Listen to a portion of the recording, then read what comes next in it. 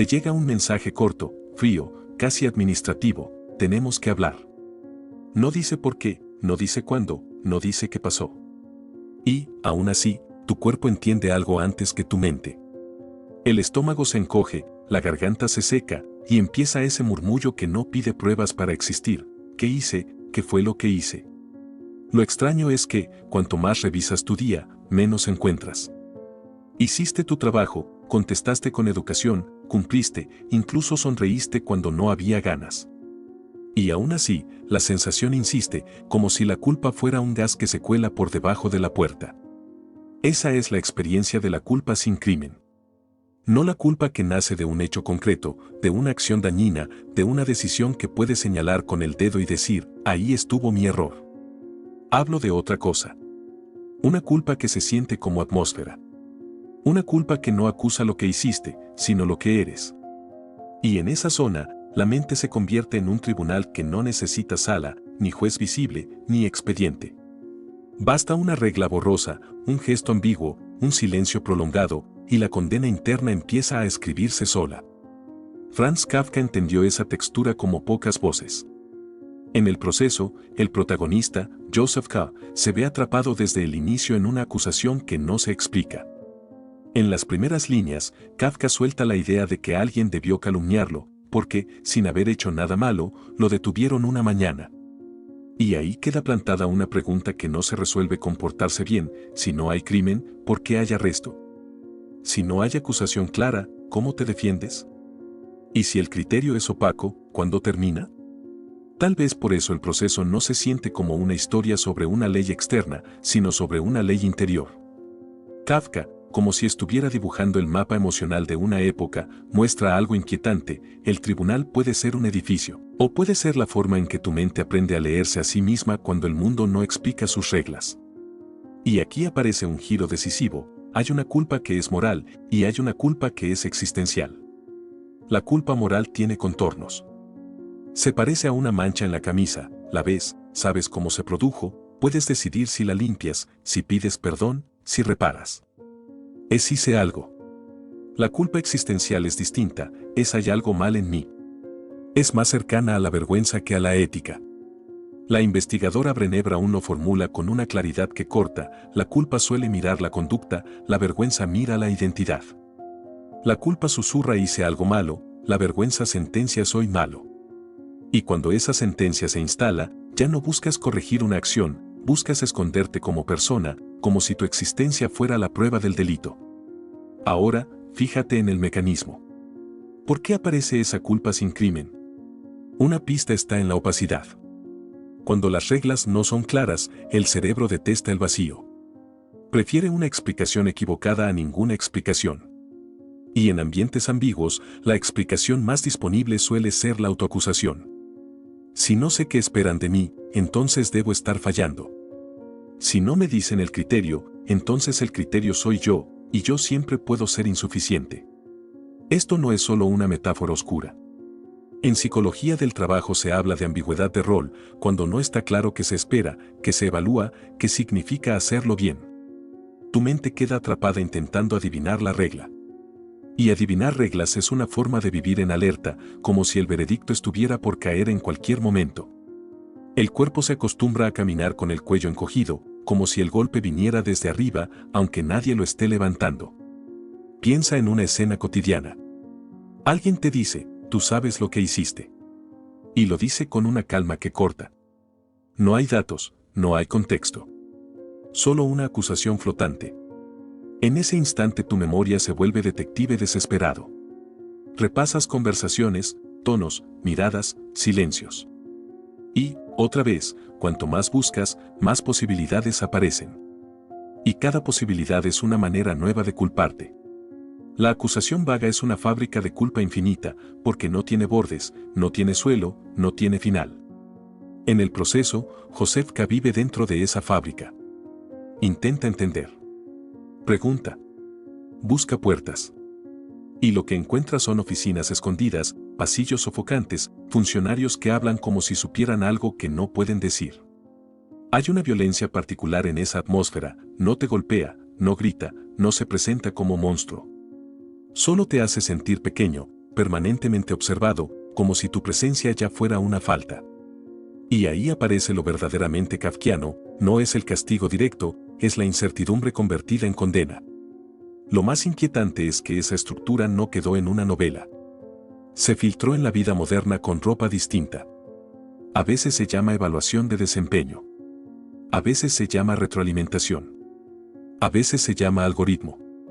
A veces se llama expectativa familiar. Y en todos los casos, el patrón puede repetirse, reglas confusas, criterios cambiantes y un corazón que se acostumbra a pedir perdón antes de preguntar por qué. Imagina una reunión de trabajo. Te dicen, necesitamos que seas más profesional. Tú preguntas qué significa eso exactamente.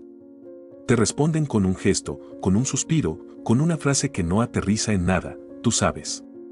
Y, de pronto, lo que parecía una conversación se convierte en un juicio sin código.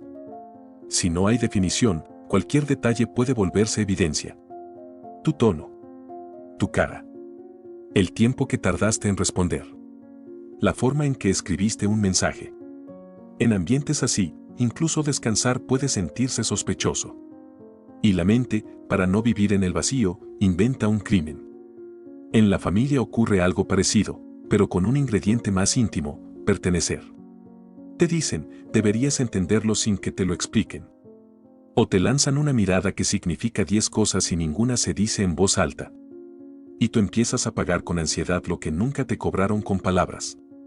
Porque cuando lo que está en juego es el amor, el silencio pesa el doble. El tribunal invisible se vuelve también un tribunal de pertenencia. Si me equivoco, me quedo fuera. Franz Kafka captó esa sensación como quien escucha el ruido detrás de la pared. Por eso su literatura no se siente como una simple crítica a la burocracia. Se siente como un mapa emocional. Un mapa de lo que pasa cuando el poder no explica su criterio, pero tú igual te sientes observado. Cuando la autoridad no muestra su rostro, pero tú igual bajas la cabeza. Y aquí conviene detenerse en una idea: el tribunal más eficiente es el que no necesita existir por fuera. Basta con que exista por dentro. Basta con que tú sientas que estás siendo juzgado, aun cuando no hay pruebas, aun cuando no hay acusación formal. El cuerpo reacciona igual. La garganta se aprieta igual. El corazón se acelera igual. Y la mente empieza a negociar con una sombra. Por eso es tan fácil confundir culpa con moralidad. A veces creemos que sentir culpa nos vuelve buenas personas. Como si el dolor interno fuera una medalla de conciencia. Como si castigarnos fuera la prueba de que no somos indiferentes. Pero aquí aparece una pregunta incómoda: ¿y si esa culpa no fuera una prueba de ética, sino un síntoma de opacidad?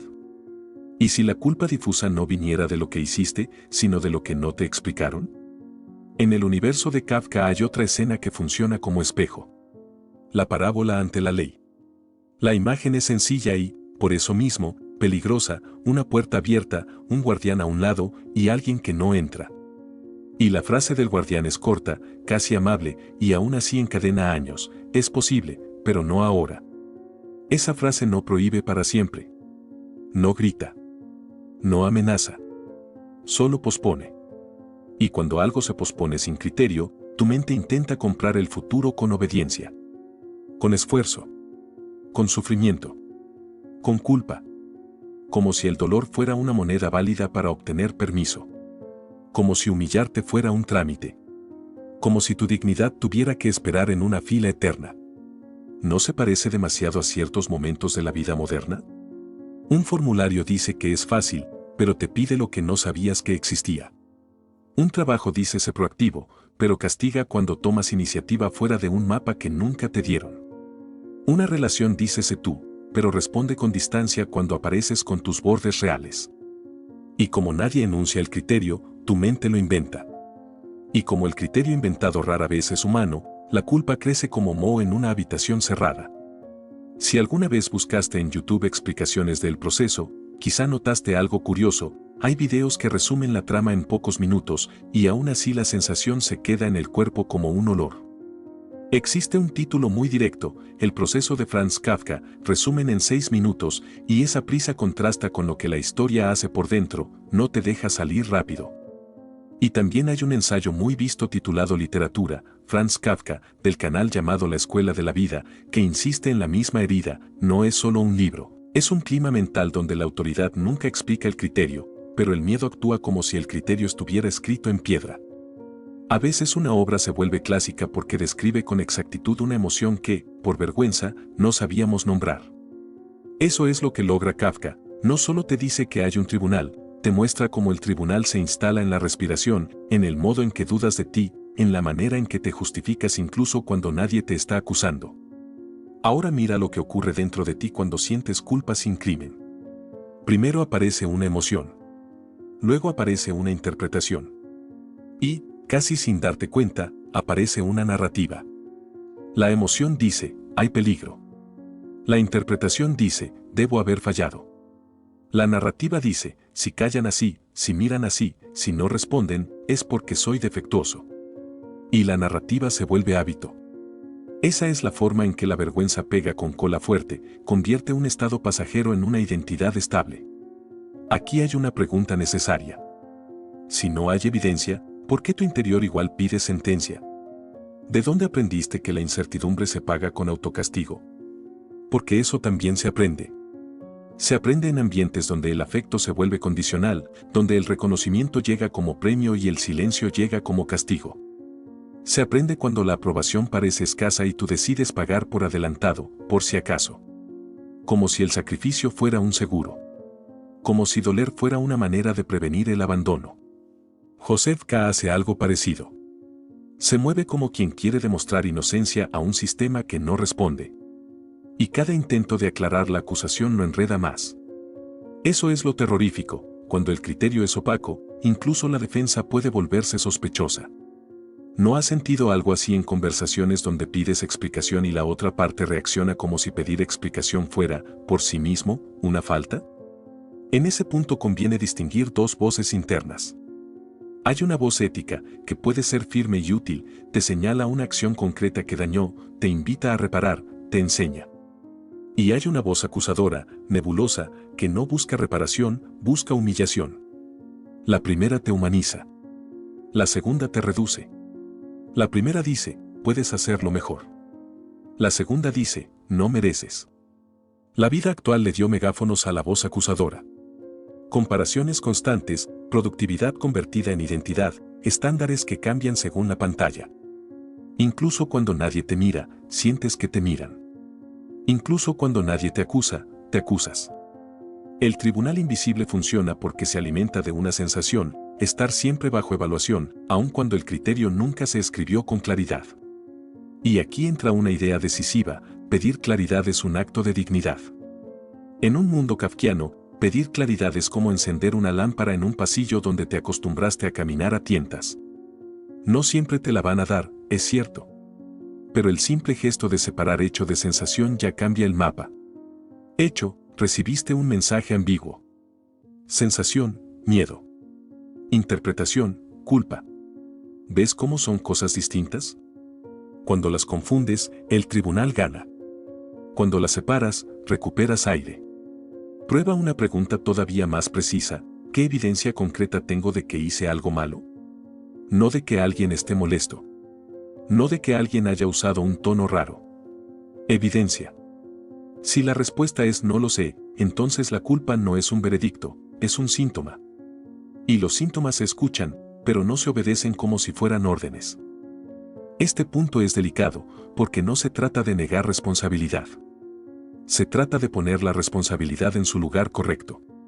Responsabilidad sin claridad se transforma en servidumbre emocional. Claridad sin responsabilidad se transforma en frialdad. La madurez está en unir las dos cosas, pedir criterios y, al mismo tiempo, estar dispuesto a revisar tu conducta cuando hay un hecho real. Si quieres verlo con más nitidez, piensa en esto: cuando hay un error concreto, la reparación también puede ser concreta. Puedes pedir perdón por una frase, puedes rectificar una decisión, puedes admitir un límite, puedes corregir una omisión. Pero cuando no hay cargo, la reparación se vuelve infinita. Y lo infinito, en la vida cotidiana, se traduce en agotamiento. Te esfuerzas, te esfuerzas, te esfuerzas, y nunca sientes quito. Nunca llega el recibo que dice pagado. En Ante la Ley hay un detalle que duele precisamente por su sencillez: la puerta está abierta. Eso significa que el obstáculo no es una muralla, es una autoridad. Y la autoridad no te golpea, te convence. Te convence de que esperar es obediencia. De que obedecer es seguridad. De que la seguridad depende de no cuestionar. Y en ese punto, el guardián ya no necesita fuerza, necesita tu aceptación. Franz Kafka no te ofrece una salida cómoda. Su literatura no es un calmante. Es un espejo que no maquilla. Pero ahí está su potencia: si puedes nombrar el tribunal, ya no es completamente invisible. Si puedes ver la opacidad como mecanismo, ya no confundes mecanismo con destino. Hay un momento casi imperceptible en que la culpa cambia de textura. Empieza como pinchazo y termina como casa entera donde te encierras. La casa tiene habitaciones: el debería, el no fui suficiente, el si descanso, fallo, el si me equivoco, me quedo sin lugar, el si no agrado, me juzgan. Y la llave la llevas tú. La puerta no siempre está cerrada por fuera. Muchas veces está cerrada por el miedo a salir sin permiso. Entonces, ¿cómo se recupera permiso interno cuando el permiso externo nunca llega? Una parte es práctica y casi simple. Nombra el criterio. Si alguien te evalúa, pide que la evaluación se traduzca en hechos observables. Si una relación te acusa, pide ejemplos concretos. Si una institución te exige, pide reglas. Y si no hay reglas, decide tú tus propias reglas, basadas en valores, no en miedo. Porque cuando no hay criterio externo estable, la única forma de no vivir condenado es construir un criterio interno que no sea una réplica del castigo. Y hay otra parte, más profunda, más silenciosa: reconciliarte con la culpa existencial sin convertirla en vergüenza. Sí, siempre habrá algo que no viviste. Sí, siempre habrá decisiones mejores que podrías imaginar con retrospectiva. Sí, no puedes cumplir todas tus posibilidades. Y aún así, no eres un error. Eres un ser finito intentando vivir en un mundo que a veces habla con señales confusas. Imagina por un momento que tu mente es una oficina del tribunal del proceso. Archivadores, sellos, formularios. Y tú entras cada día a pedir tu expediente. Nadie te lo muestra, pero te dejan esperar. Te hacen hablar de más, explicar de más, justificar de más. ¿Qué pasaría si, un día, en vez de suplicar el expediente, tú preguntaras algo distinto? ¿Cuál es el cargo exacto? ¿Cuál es el criterio? ¿Qué evidencia hay? Si no hay respuesta, el silencio deja de ser sentencia y se vuelve información: hay opacidad. Y la opacidad no prueba tu culpa, prueba la falta de claridad del sistema. Porque esa es la promesa secreta de la culpa sin crimen: si te culpas lo suficiente, tendrás control. Es falso. La culpa difusa no da control, da la ilusión de control. Te mantiene ocupado, te mantiene pequeño, te mantiene intentando comprar seguridad con autoflagelación. Y lo peor es que puede parecer virtud. Puede parecer humildad. Puede parecer conciencia. Pero muchas veces es miedo con ropa elegante.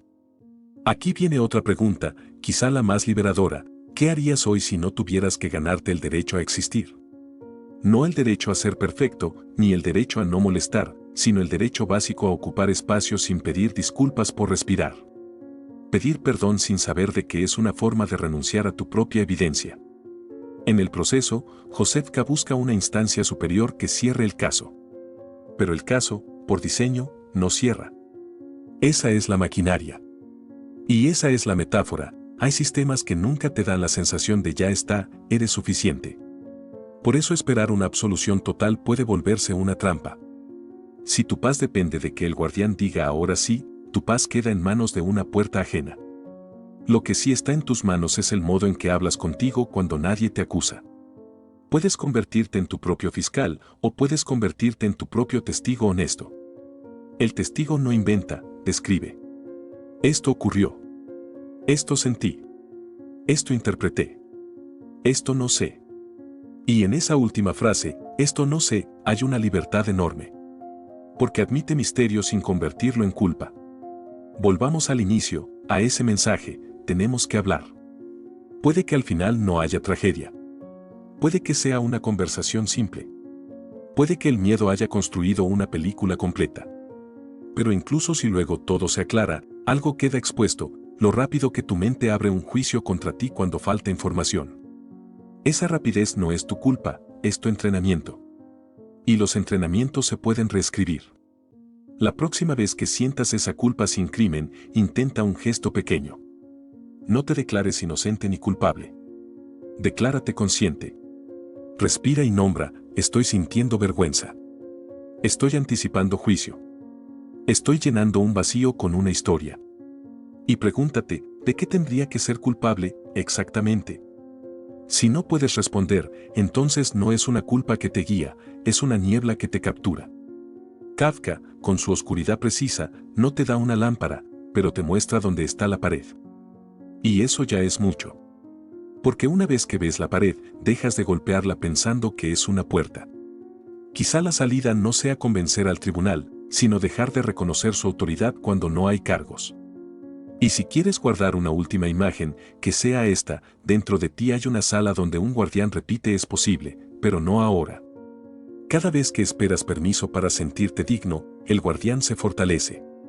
Cada vez que pides claridad, cada vez que separas hecho de interpretación, cada vez que te niegas a convertir la culpa en identidad, el guardián pierde algo de poder. La culpa moral puede ser brújula. La culpa existencial puede recordarte tu finitud.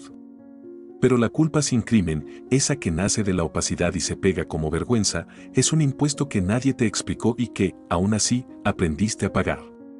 No estás obligado a seguir pagándolo.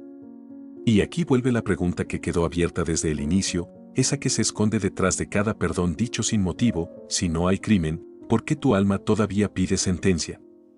Tal vez la respuesta no sea una sentencia. Tal vez sea un criterio. Tal vez sea una verdad simple y difícil a la vez, no todo malestar es culpa y no toda culpa es verdad. Y en ese espacio, donde el tribunal se queda sin palabras, empieza una vida un poco más tuya.